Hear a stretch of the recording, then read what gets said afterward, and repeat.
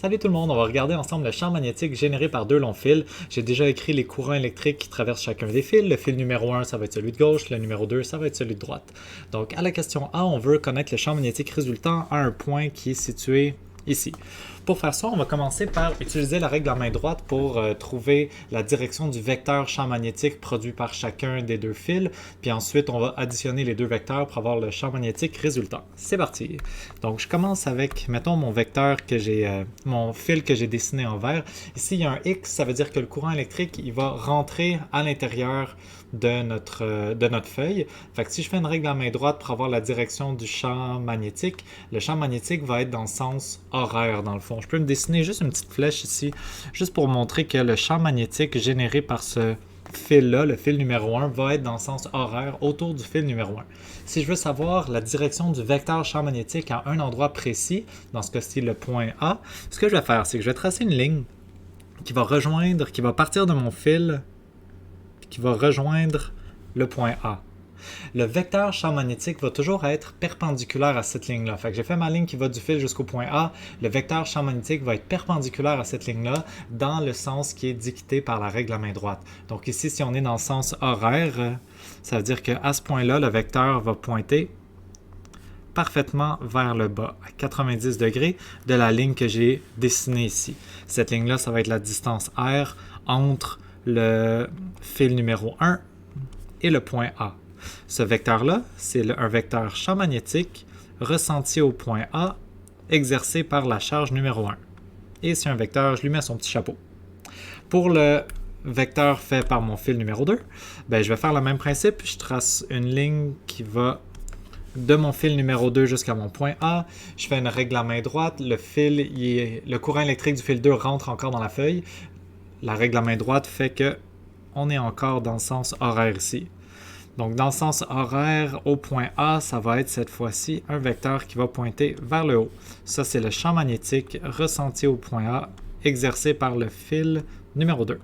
Avec un vecteur, ça, c'est la distance entre le fil 2 et le point A.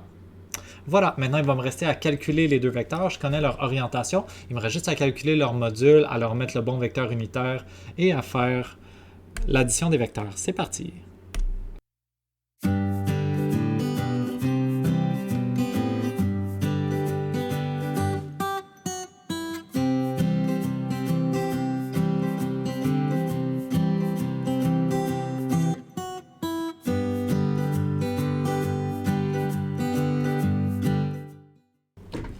Et voilà pour la partie A. Maintenant, on continue avec les prochaines sections du problème. La stratégie va toujours rester la même. Je vais toujours vouloir calculer mes deux champs magnétiques aux différents points. Donc maintenant, le point B il est à la position 3 mètres. Je commence par faire ma ligne ici, qui est RB1, qui va être 3 mètres. Je suis toujours dans le sens horaire, donc mon vecteur... Ça, c'est mon vecteur champ magnétique ressenti au point P exercé par 1, qui va être dans la direction des Y négatifs. Donc, B1 va être égal à un certain module dans la direction moins J. Mon autre vecteur, BB2. Fait que je fais ma ligne ici. Hop. Je suis encore dans le sens horaire en obéissant à la règle à main droite, donc ça veut dire que mon autre vecteur va être aussi dans cette direction-là, BB2.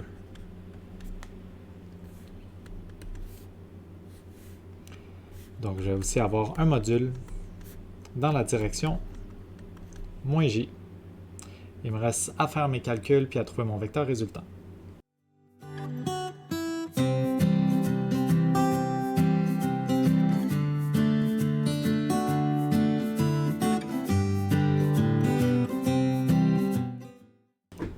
Et voilà pour la partie B du problème. Il nous en reste deux à faire, on lâche pas. Donc pour le prochain problème, je vais encore additionner mes deux vecteurs champ magnétique. C'est parti!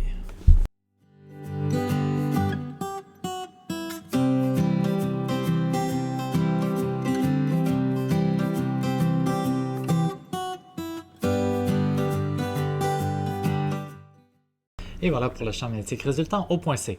En faisant ce calcul-là, je viens de me rendre compte que j'ai fait une erreur un peu non au A et au B. Regardez ça, j'ai oublié mon 10 à la moins 7. Oh no! Fait que la vraie réponse ici devrait être 2 fois 10 à la moins 7.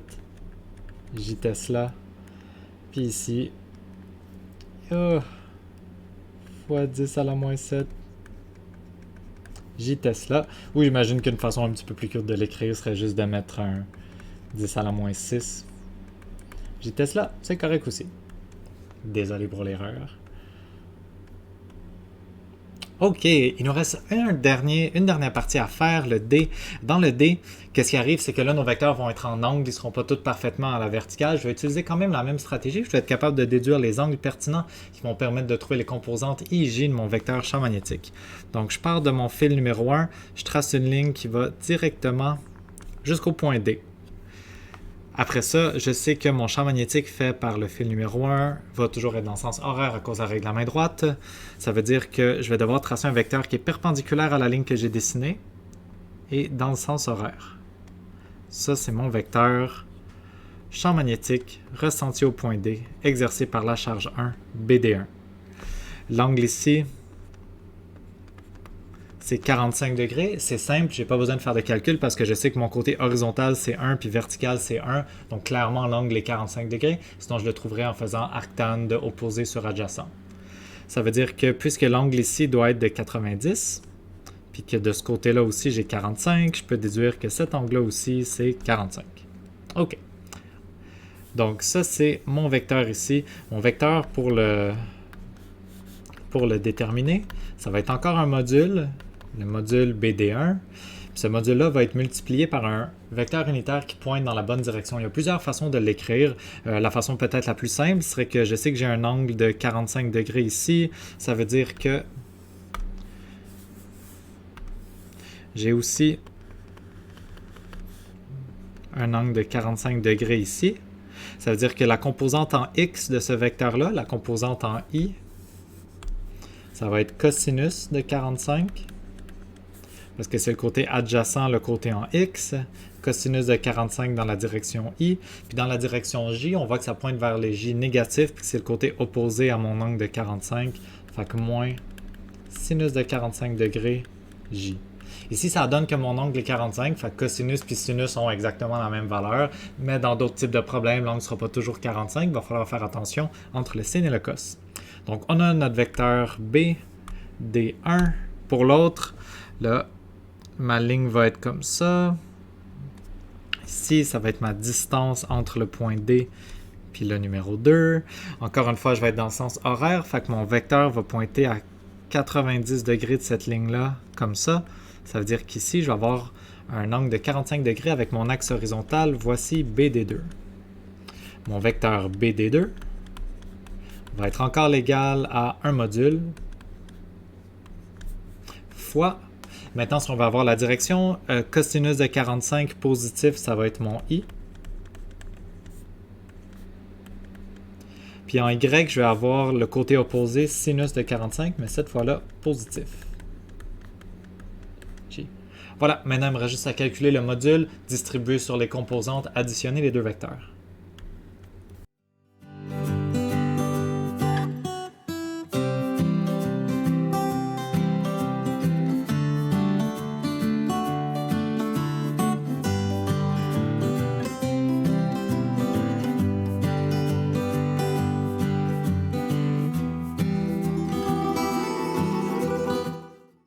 Et voilà, on a terminé, on a trouvé le champ magnétique résultant au point B. Si on voulait le tracer sur notre dessin, ça serait un champ magnétique qui pointerait beaucoup vers la droite, puis un tout petit peu vers le haut, donc un champ magnétique qui pointerait au total quelque part dans cette direction-là.